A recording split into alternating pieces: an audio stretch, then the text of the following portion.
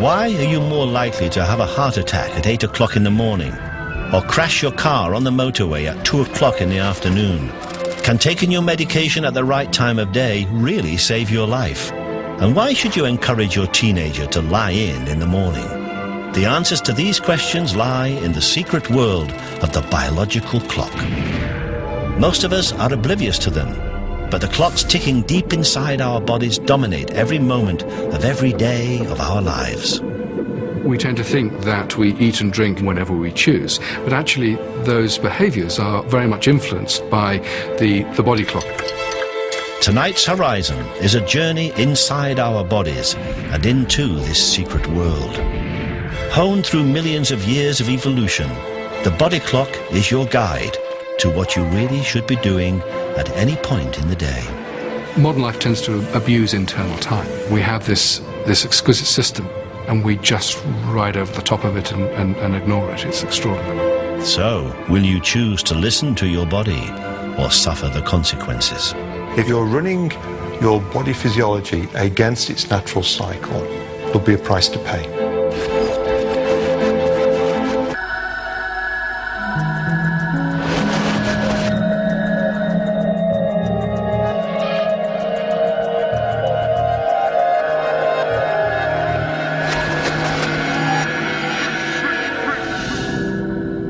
"24 hours a day, 365 days a year, our lives on Earth are dominated by the ticking hand of time. Atomic clocks and satellites keep time precisely across the Earth's surface, maintaining accuracy to a tenth of a billionth of a second per day. But there are some people who are more interested in a different sort of clock. Have you ever thought, how does your body know what time of day it is? It's not looking at your watch. These scientists investigate the clocks and rhythms inside our bodies. They're known as chronobiologists. That is a very complicated one. Horizon has gathered together the world's leading experts in the field. Oh, yeah. yeah. They will give you a unique insight into how your body works. There's great advantages to be gained from understanding how the body clock works. It's a starting point for how we engage with the world.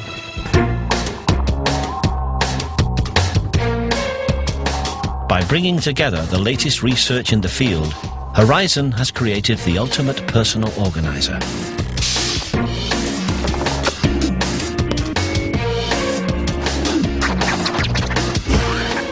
This is all the information that you need to live life to the maximum.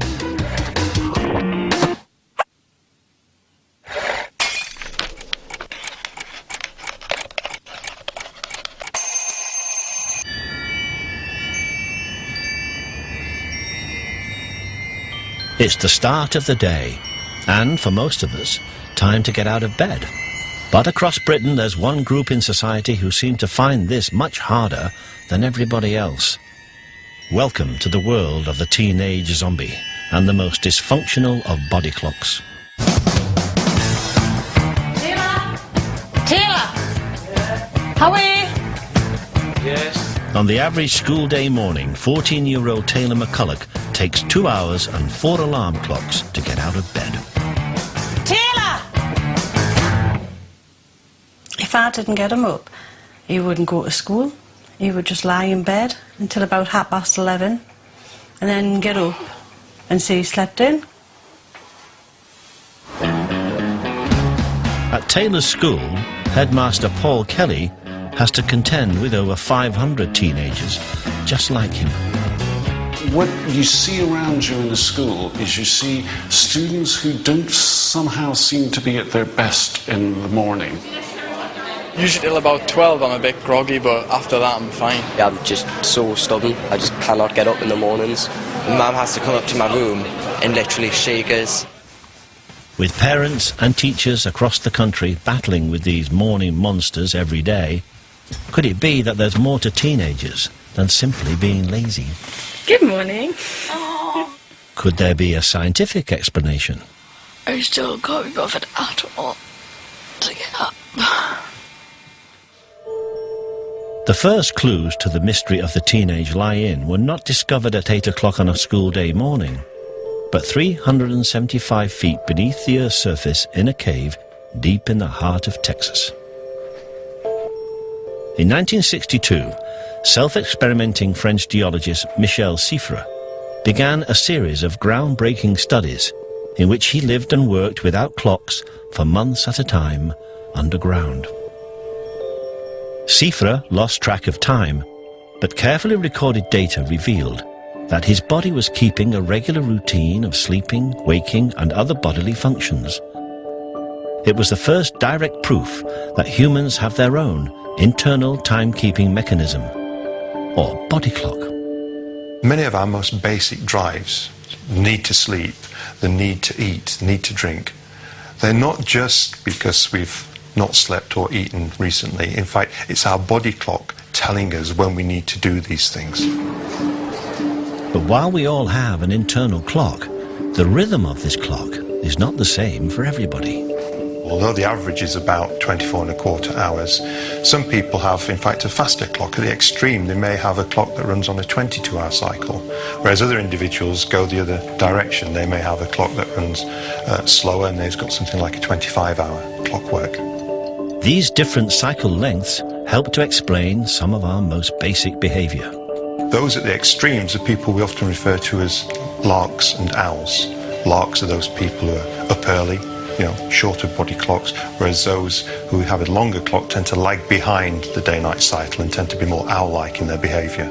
I'm very much a late type. I'm happiest going to bed late and getting up late. I'm well used to getting up at 5 o'clock in the morning. So I like to go to bed later and later and wake up later.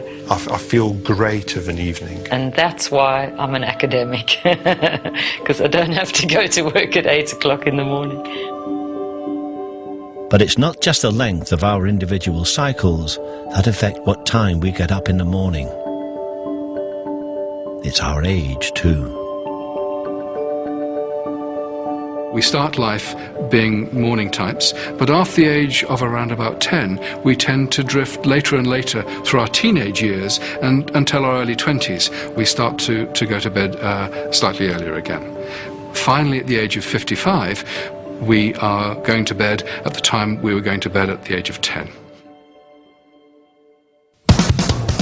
Scientists don't know why age has such a strong correlation with the time that we wake up, but the evidence is the same all over the world. Between the ages of around 13 and 21, we consistently get up later than at any other time in our lives. It's vindication for Taylor and teenagers across the country.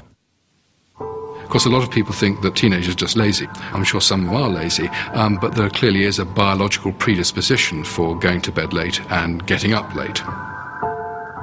But is this teenage biology putting them at a disadvantage first thing in the morning? Could the changes in their body clocks be affecting their education? Come on. No. Teenagers across the country are doing some of the most important work in their life at times that don't suit them. And that makes me worry that we need to address it, and we need to address it quickly. I want you to think about the following, and it goes like this. Whether you prefer to actually get up early in the morning, or whether you prefer to get up late in the morning.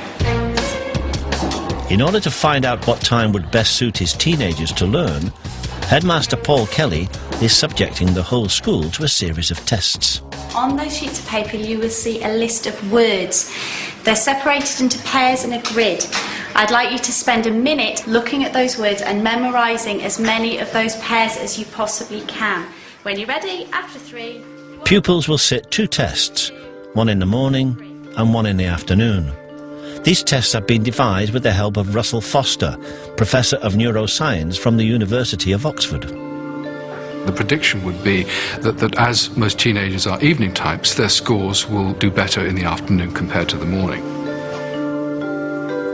And in exactly the same way as we did this morning, I would like you to see how many of those pairs of words you can remember. In the morning, they scored 42% correct answers, and in the afternoon, they scored 51, almost a 10% improvement just by shifting something in the time of the day. Now, these are preliminary data, but what's exciting is that they match what's been found in more detailed studies in both Canada and the United States. For Paul Kelly, these remarkable results signal the need for radical changes. In an unprecedented way, teenage biology could dictate the shape of his school timetable. We're looking at having the core of learning for all students between 11 and 3, and then having independent learning on both sides of that, so that they can do their learning at the time that's optimal for them. And really, we want to get the best out of these individuals. So if we can structure the school day that fits in with their temporal biology, then why not? It's just so much effort.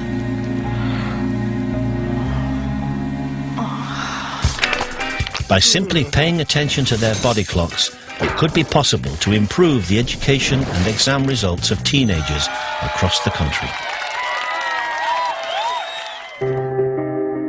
So, body clock science has given teenagers license to lie in bed all day. But they're not the only ones who can benefit by paying attention to their body clocks. Still to come, we'll find out why dinner time could be deadly and why your grandmother shouldn't wear sunglasses. But first, you need to pay attention to the next few hours of the morning. It could be the difference between life and death.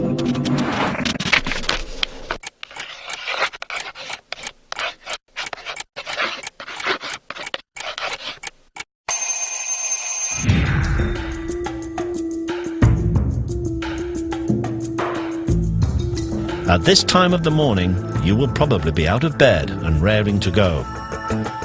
But beware of injecting these early hours with too much vigour.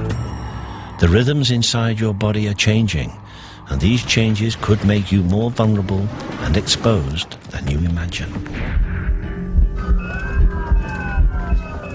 First on the danger list is blood pressure. Well, the biggest increase in blood pressure occurs in the first 3 hours following waking from sleep. So typically between 7 or 8 and 11 in the morning. The increase in blood pressure is more likely to lead to a fatty deposit on the inside of your blood vessels, breaking off and blocking the flow of blood to the heart. That could be disastrous. The flow of blood to your heart is further compromised by a second body rhythm, affecting the flexibility of your blood vessels. Another factor to do with your blood is how good your blood vessels are at widening.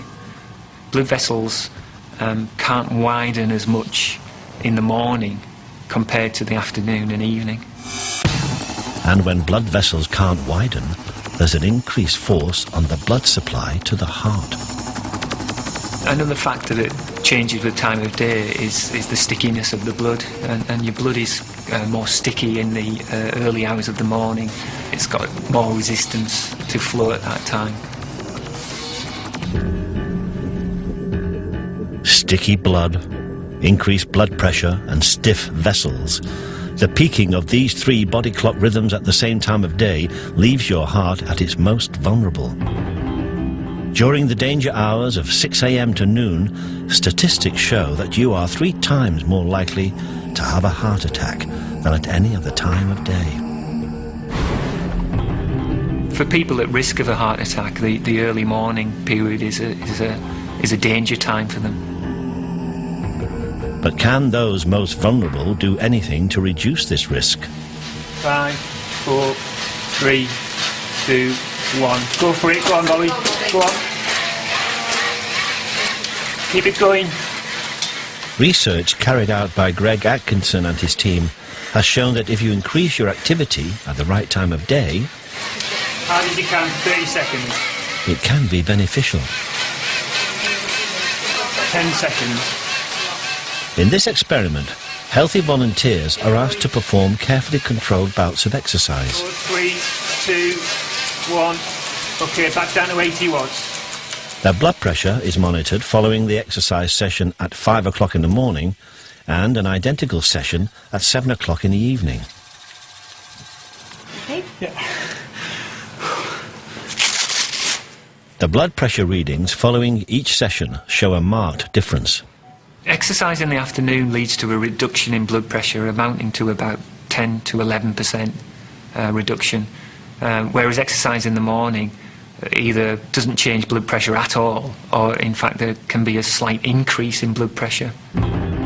By simply changing the time of day you exercise, it might be possible to reduce your blood pressure significantly. It doesn't have to be intense exercise. For a person with already raised blood pressure, even walking will cause a reduction in blood pressure. So, take it easy during those dangerous morning hours. It could pay to save your exertions for after lunch. It's a great relief to many of us when you look at your wristwatch and you see it's 12 noon. You've actually survived the most dangerous part of the day.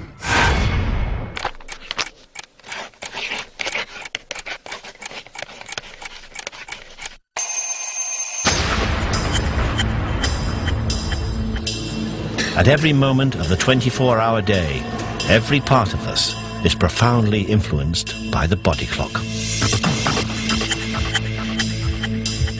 Of course, it's not just our physiology that's controlled by the clock, but the clock also controls our brains. When we can think effectively, when we can concentrate, when we can be imaginative. Up until about 12 o'clock, I think I'm sort of really good. I function best at about mid-morning. At the end of the day, catches all my clients unawares.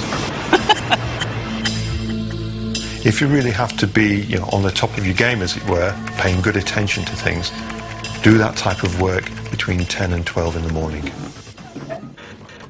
That's when we're at our best in terms of thinking. Scientists are beginning to understand the rhythms that are helping our brains power through those mid-morning tasks. There are many ways in which the body clock can control the functions of our brain and alertness. One of them is by controlling the production of the hormone cortisol, which has a very powerful alerting effect on the brain, and its production is highest in the morning under control of the body clock. But it won't last for long. Shortly after lunchtime, most people will experience a dip in their brain power. We're naturally designed to have 2 sleeps a day, one big one at night and another one in the early afternoon. It's sometimes called a post-lunch dip. There's nothing to do with lunch whatsoever. It's a natural depression in our wakefulness, sort of a slump, and it's made worse if you had a bad night's sleep. This natural depression explains many an office go-slow across the country as we fall prey to the micro-sleep. The afternoons, you usually take a break, don't you? If I sit down, I'll start closing my eyes. After lunch, it's kind of hard. Then your eyelids will feel rather heavy like this, and you sort of wake up for a minute and you go into these micro-sleeps. Then you sort of come around again, look around and feel a bit more alert for about a minute, then it all happens again. I think we've all experienced this, and if you carry on doing that without stopping it, you will actually nod off. But while micro-sleeps are relatively harmless in the office, they can spell disaster on the open road. Research has shown that 25% of all motorway crashes are caused by micro-sleeps, and you are 3 times more likely to fall asleep at the wheel at 2 o'clock in the afternoon than you are at 6 o'clock in the evening. But if you do find yourself on a motorway at this time of day, what can you do to avoid the dip? The best thing to do in that, as we've shown in research we've been doing, is actually take a large or a couple of cups of coffee, and then you've got 20 minutes, because the coffee will take some time to kick in. And what do? Fresh air, exercise, forget it. Go back to your vehicle and get your head down for quick zoos. A quick 15-minute nap will be very, very effective. So, keep safe by drinking coffee first and then taking your nap. It will set you up for the afternoon ahead.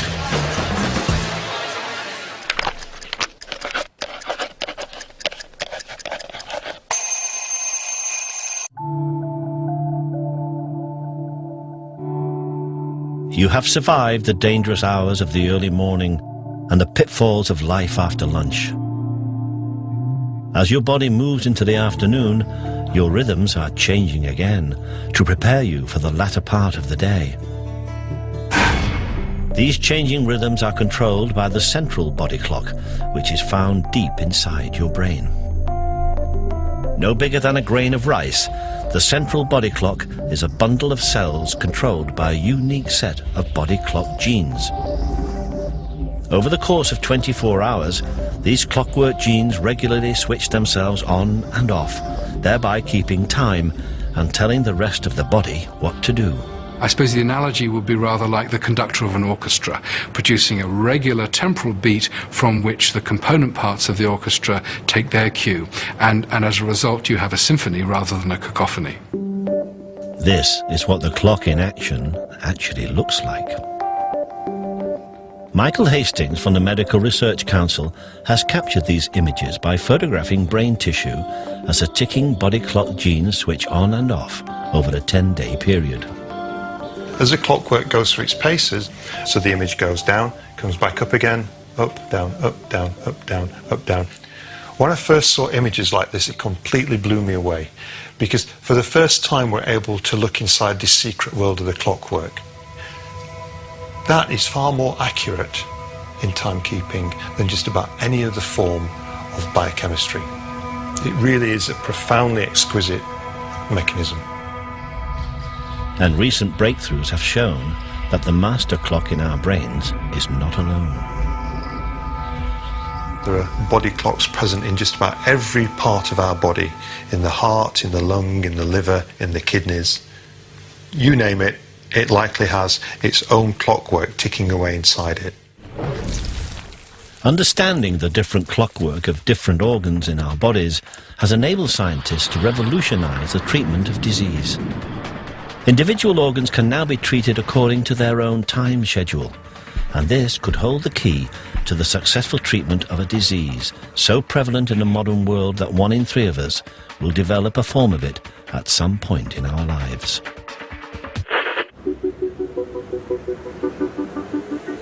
A 64-year-old grandmother of 13, Christiane Thievon, was diagnosed with colon cancer in 2004. My whole world, my family, my sister, my mother, in fact all my close family circle were also destabilized. It was terrible, terrible, terrible. Until recently, Christiane received traditional chemotherapy to treat her cancer. The aim of chemotherapy is to kill cancerous tumours by using toxic drugs. The problem is that these drugs also kill healthy cells, and this can leave patients feeling extremely unwell. My first chemo sessions affected me, both physically and psychologically. I went through both. Physically because I felt, how can I put it, I felt nauseous frequently. I was, how should I put it, as if I'd been mutilated somehow, because I no longer had, honestly, any wishes, any needs. The limited doses of chemotherapy drugs that Christiane was able to tolerate were not sufficient to shrink her tumours, and her cancer spread to her liver. With traditional chemotherapy no longer an option, Christiane has come to the Paul Brousse Hospital outside Paris for an experimental new treatment which is attempting to use the natural rhythms of the body clock to fight the disease.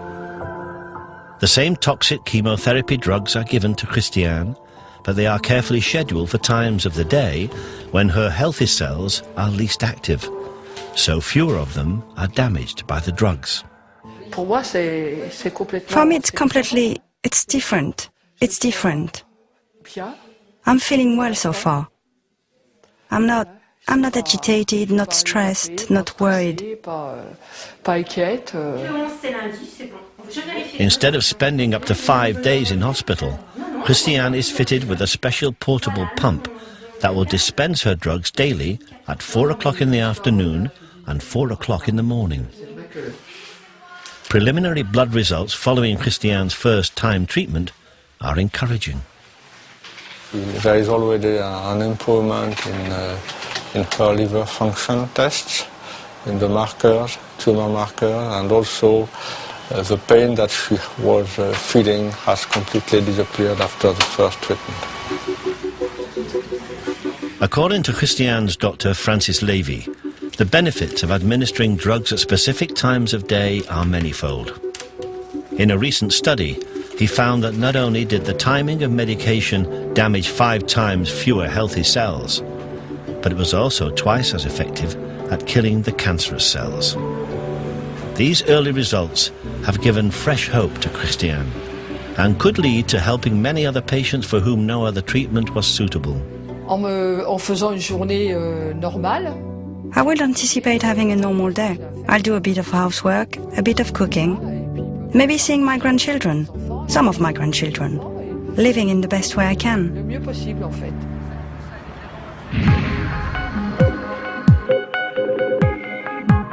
Understanding how the body clock influences disease means that we can develop smarter, more effective medicines and medical treatments which actually exploit the body clock as a way into, if you like, the Achilles heel of various disease processes.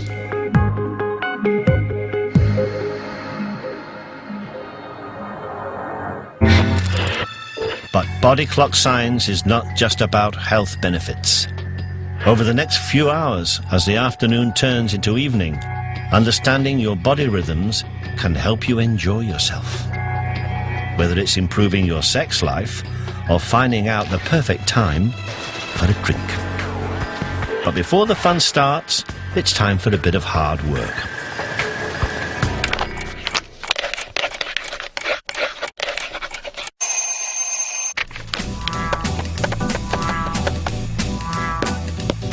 The post-lunch slump is well and truly over.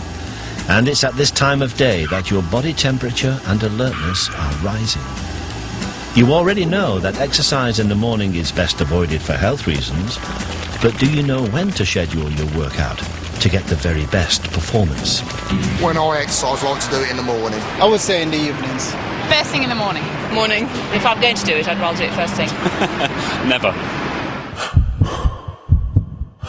For the world's top athletes, choosing the right time of day for sporting achievement can be critical.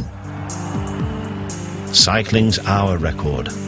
Renowned as the sport's toughest challenge, athletes must cycle as far as they can in 60 minutes. I think the hour record holds a special place in most people's hearts in cycling because it's a very pure thing. It's literally one man against a clock. Just pushing yourself to the physical limit and then just holding it there for an hour. For Olympic gold medalist and world champion Chris Boardman, it was the ultimate test, and timing was everything. Early evening was when I was always at my best. And we planned not just the hour record, but training. The real intense stuff was done in the evening. There was less suffering, if you like. There was more physical exploration of how hard I can try. Whereas if you try to do the same thing in the morning, there seems to be no adrenaline, nothing that's damping down those senses of pain and discomfort. Boardman's preference for evenings comes as no surprise to sports scientist Greg Atkinson. Almost every world record in track and field athletics and cycling events has been broken in the afternoon or evening. In order to find out why the time of day is so critical, Atkinson has analysed both morning and evening performances of top athletes. We've done a whole host of studies trying to break down performance into its kind of base level components. So we've looked at muscle strength, we've looked at power, things like the throwing events. That peak to trough difference can be as much as 10%. Scientists believe that improved evening performances are partly down to temperature fluctuations caused by the body clock. Body temperature like performance is highest in the afternoon and evening than it is in the morning. And it's thought that this natural variation in body temperature acts as a kind of pre-race or pre-exercise warm-up. All 3 of Chris Boardman's afternoon and evening attempts at the hour record were successful. But not all sports benefit from this evening high. The picture becomes a little bit more complicated when we look at other performance components, things like balance, because balance and things like hand steadiness are actually thought to be highest in the morning. As more and more components of sporting performance are analysed, scientists are better able to understand how we can get the very best out of our bodies. We think that in really top-class athletes, the body clock will make that difference, and the sort of differences that can win Olympic Games or place you outside of the medals.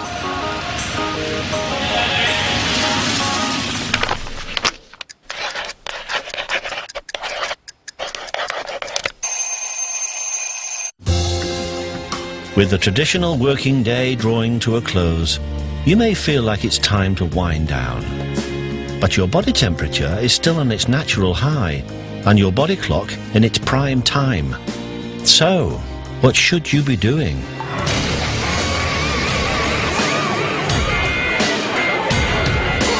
The time of day has a profound effect with alcohol.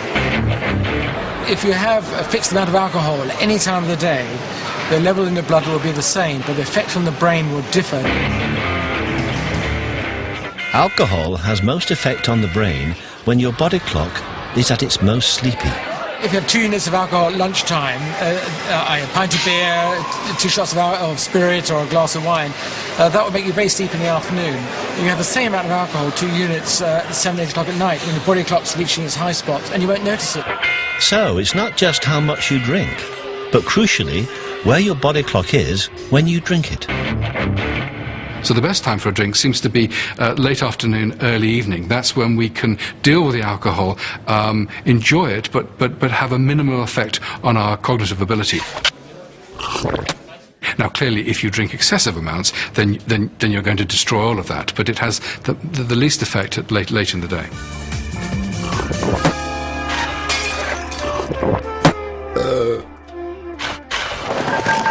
As the evening wears on, whether you've had a drink or not, you may be feeling peckish. A recent survey has revealed that the average UK family sits down for their evening meal just before 8 p.m. But should you really be tucking into a big meal at this time? Nutritionist Linda Morgan from the University of Surrey is on a mission to find out. Our eating habits have changed over the years, over the last 100 years. We used to eat very big breakfasts and eat reasonably large lunches and virtually very little for supper.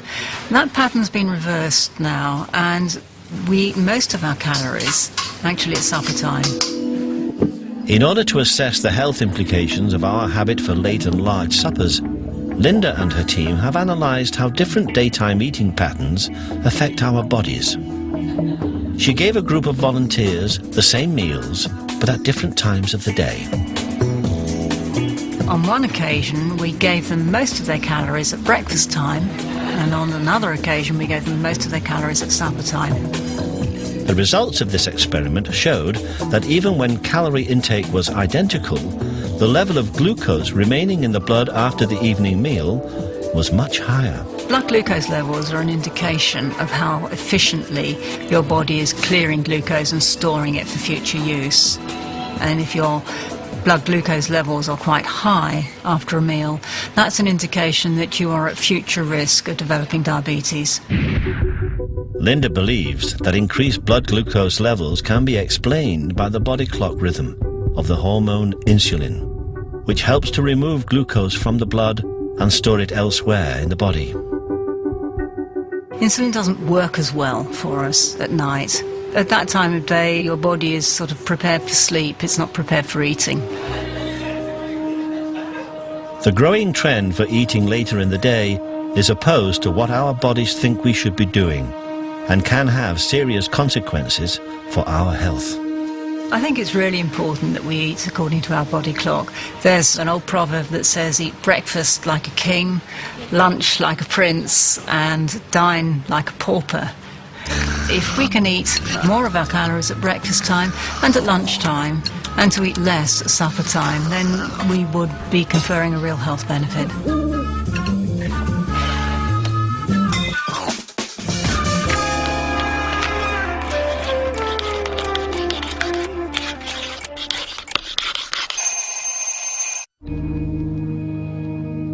After a day jam-packed with activity, your body clock is beginning to wind down. As darkness falls, you may be feeling a little tired and start to think about going to bed. But just as in the morning time, the larks and owls amongst us can be running on very different schedules. I go to bed at sort of 10 o'clock. 2 to 3 every night. About 10:30? Can be 1 o'clock in the morning. But there is a way to trick your body clock into staying in sync with those around you. This is because there is something outside of our bodies that plays a critical role in controlling our internal time.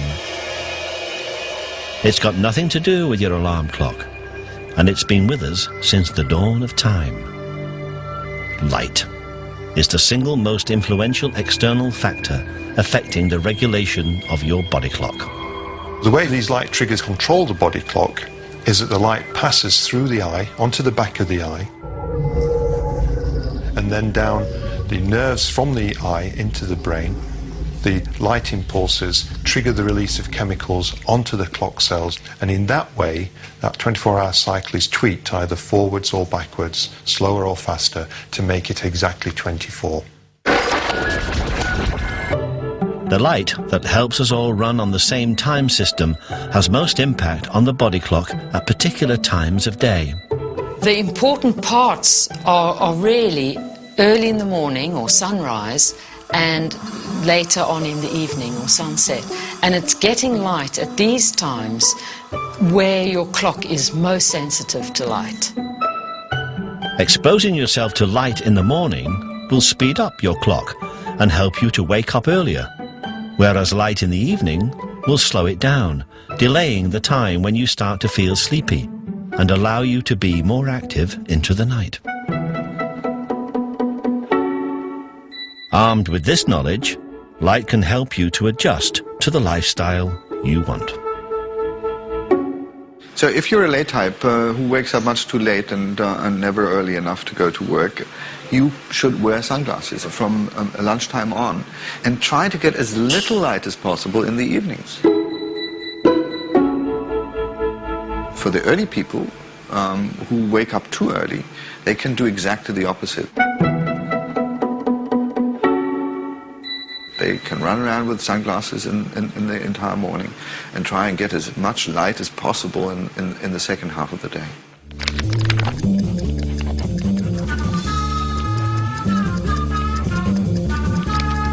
Now that the sun has set, your body clock should be telling you to schedule some sleep in your diary.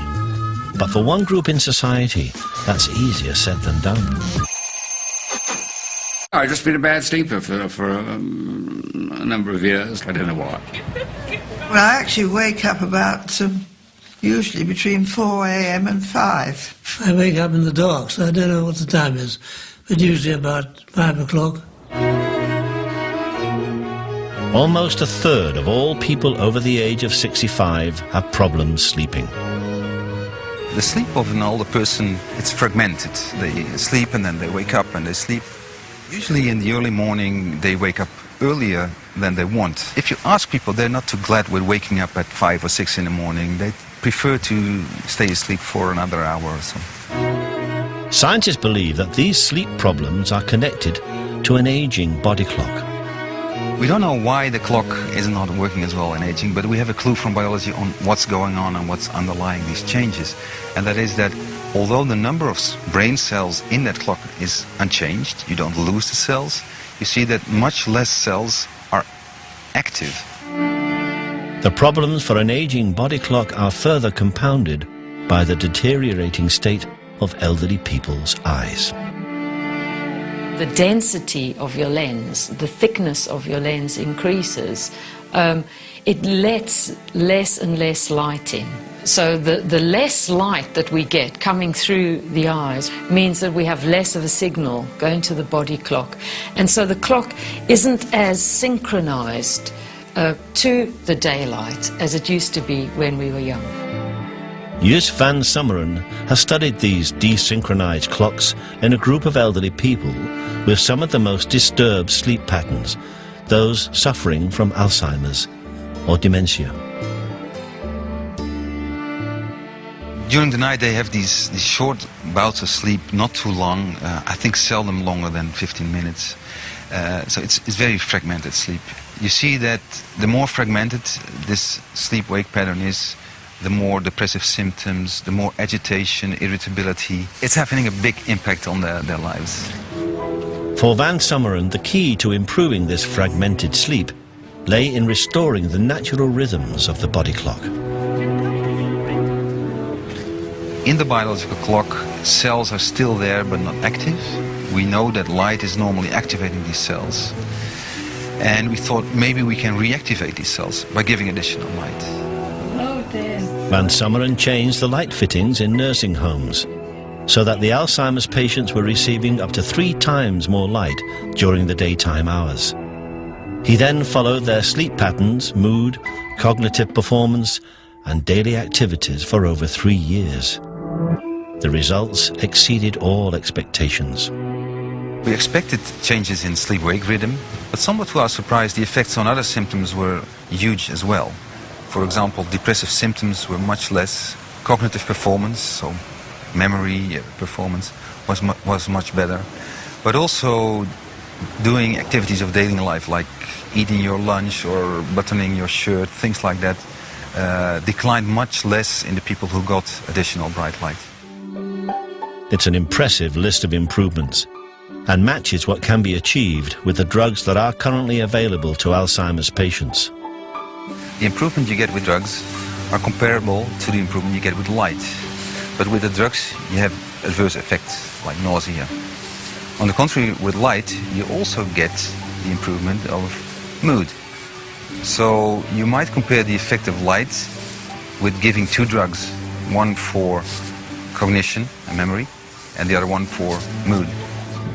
It's an important step forward in the management of Alzheimer's disease. But can other elderly people benefit from light too? Ongoing studies in the UK are testing the impact of light on healthy elderly people in their own homes. We're quite encouraged by the results. This might really be a way of improving sleep in elderly, in their own homes, without sleep medication. As the relationship between light and our internal rhythms is better understood, so the possibilities open up of improving all of our lives by simply harnessing the natural power of the body clock.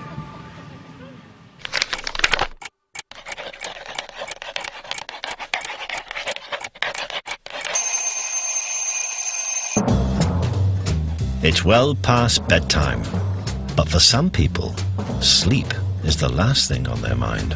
Is there a best time of day for having sex? I'm not going there. Well, no idea. Don't wait until midnight, because by then you will be exhausted. Studies have shown that the most common time for sex is between 11 p.m. and 1 a.m. But this is largely because this time is convenient for both work and family life. Given the fact that we're having sex at a time of day which seems to fit in with our busy work schedules and our socialising, would there be a better, as it were, biological time? And the answer is we don't know. But there are some ways we might go forward. So, for example, testosterone levels in the male peak in the morning. Paradoxically, the evidence suggests that a woman is more likely to orgasm if she has sex in the evening rather than the morning. So there's a mismatch there. You might want to consider the afternoon. Performance is best in the afternoon with your body temperature at maximum. And another area would be that skin sensitivity peaks in the late evening. It depends on what you have eaten, if you had alcohol or non-alcohol. I mean, some people may be more liberated and have better sex when they had alcohol. Other people may be too tired after alcohol to have. So where do we go from here? Find out yourself.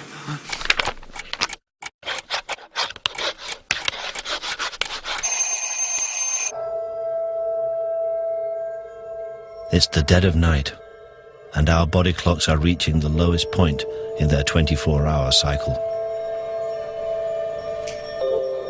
So as we proceed into the night, core body temperature is dropping, blood pressure is dropping, blood viscosity, blood thickness is going up, and we're generally being prepared metabolically for the resting state. And we would reach a low point in terms of metabolic activity around about 4 a.m.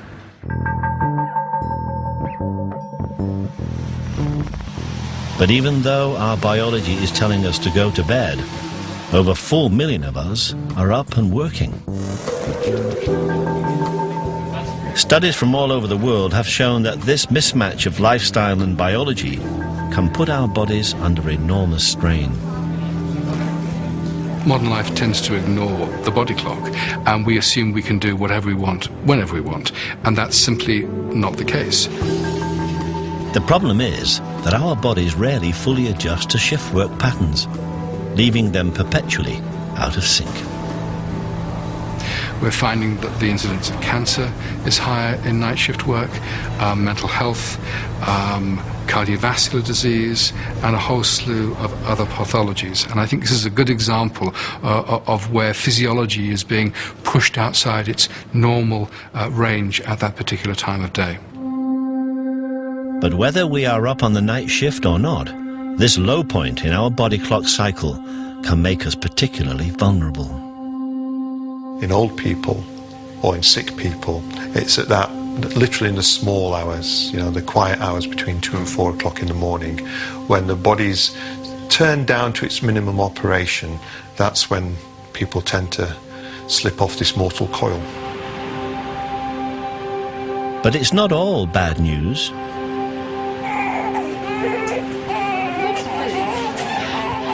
Harder. Good. Come on, push harder. Push down. Come on. You can do it. Come on. This time of night is also the most popular for one of our body's most miraculous events. And again. There we go. More babies are born naturally between 3 and 5 in the morning than at any other time of day. At that time of night, our bodies are extremely relaxed. Body temperature is low, sensation for pain is lower, and that is a good time to give birth. But even from the very first breath we take, It's okay, sweetie. our natural rhythms are being influenced by the modern world. As more women give birth in hospitals and experience greater intervention to natural birth, these early morning baby rhythms have become less pronounced.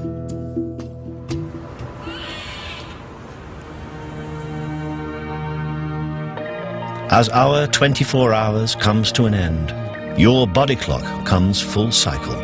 The diary for your perfect day is complete. Body clock science has shown you how to do what your body wants at every hour of the day. It's now up to you whether you choose to follow your clockwork. I think disregarding our body clock is foolish at every level. It's a beautifully orchestrated clock within our brain that's activating a whole slew of different systems. The body clock really is a fantastic piece of biological machinery. Because it controls what we do and how well we do it, knowing how it works, we can really turn to our own advantage. If you work against them, then you're pushing a string uphill. You're really not going to get as far as you otherwise would do. So go with the flow, as it were. Work with the clock.